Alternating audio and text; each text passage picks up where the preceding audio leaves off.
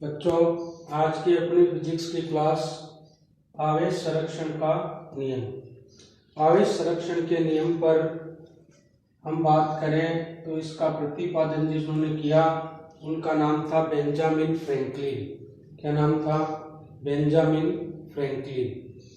इन्होंने क्या बताया कि किसी विलगित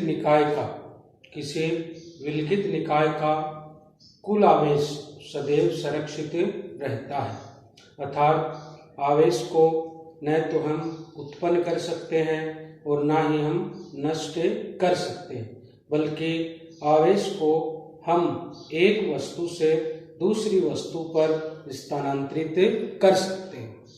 तो इस नियम के अनुसार किसी विलगित निकाय का कुल आवेश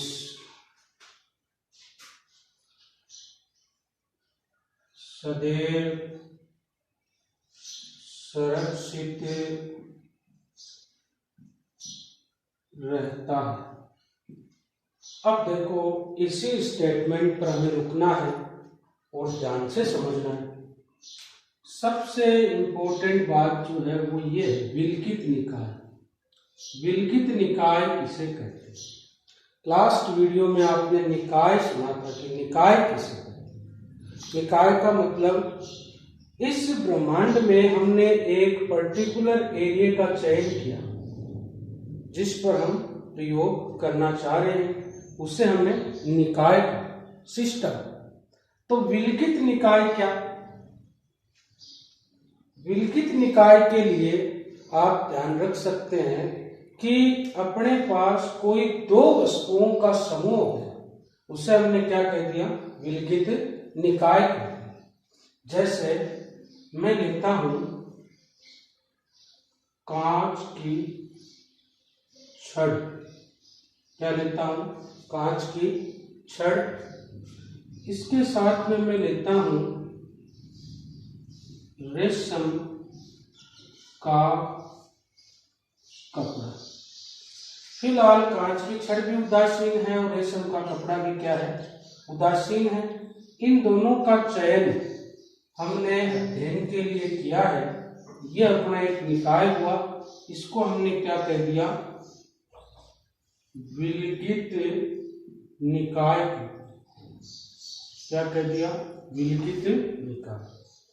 इस पर भी कोई आवेश नहीं है और इस पर भी कोई आवेश नहीं है, तो कुल आवेश जो है जीरो। कुल आवेश क्या है?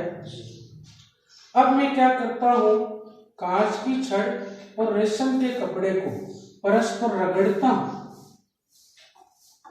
हमें रगड़ना है। जैसे ही हम इन दोनों को रगड़ते हैं तो कांच की छड़ से इलेक्ट्रॉन रेशम के कपड़े पर जाते हैं। कांच की छड़ से इलेक्ट्रॉन किधर जाते हैं? रेशम के कपड़े पर। अब क्यों जाते हैं ये मैंने पिछले वीडियो लेक्चर में आपको बताया था कि इलेक्ट्रॉनों का स्थानांतरण निम्न से उच्च कार्यफलन की ओर होता है। तो कांच की छड़ का कार्यफलन कम है, रेशम के कपड़े का कार्यफलन जो है वो ज्यादा है। तो यहां से इलेक्ट्रॉन जाएंगे और कहां जाएंगे? रेशम के कपड़े। तो कांच की छड़ पर इलेक्ट्रॉन की क्या आ रही? कमी, और रेशम के कपड़े पर इलेक्ट्रॉन की हो रही वृद्धि। तो कांच की छड़ से मानते हैं, हम एग्जैक्ट नहीं बता सकते, हम मानते हैं कि एक इलेक्ट्रॉन गया, तो यहां पर एक इलेक्ट्रॉन की कमी हुई और यहां एक इलेक्ट्रॉन आ गए, तो एक इलेक्ट्रॉन की वृद्धि। एक इलेक्ट्रॉन की क्या हो गई? वृद्धि। एक इलेक्ट्रॉन की कमी मतलब धनावेश है, कितना आया प्लस 1.6 गुणा 10 की घात माइनस 19 कूलम। ये 1.6 गुणा 10 की घात माइनस 19 कूलम जो है मूल आवेश, इसे हम ई से भी लिखते हैं, ई बराबर 1.6 गुणा 10 की घात माइनस 19 कूलम। ये मूल आवेश है इलेक्ट्रॉन का, इलेक्ट्रॉन पर आवेश होता है माइनस। तो यहाँ इलेक्ट्रॉन की कमी है तो धनावेश है, एक इलेक्ट्रॉन गया तो प्लस 1.6 गुणा 10 की घात माइनस 19 कूलम। और यहाँ पर क्या हुआ, एक इलेक्ट्रॉन की वृद्धि, तो माइनस 1.6 गुणा 10 की घात माइनस 19 कूलम। अब निकाय का कुल आवेश ज्ञात करो, तो कौन सा नियम लगाते हैं, पहला लगाते हैं आवेशों की योज्यता के नियम से।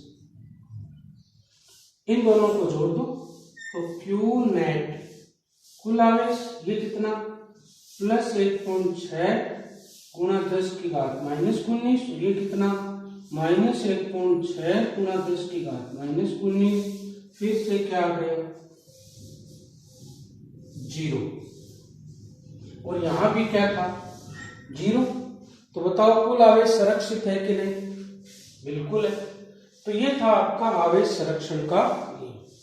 इस नियम के अनुसार किसी विलिखित निकाय का, निकाय का मतलब मैं दोबारा रिपीट कर रहा हूं, जिसका अध्ययन, जिसका चयन आपने अध्ययन के लिए किया हो वो आपका निकाय। तो विलिखित निकाय का कुल आवेश सदैव संरक्षित रहता है, अर्थात आवेश को न तो उत्पन्न किया जा सकता है और न ही नष्ट किया जा सकता है, बल्कि आवेश को एक वस्तु से दूसरी वस्तु पर स्थानांतरित किया जा सकता है। अब देखो निकाय के रूप में हमने कांच की छड़ और रेशम का कपड़ा लिया, इसका एग्जाम्पल आप समझे।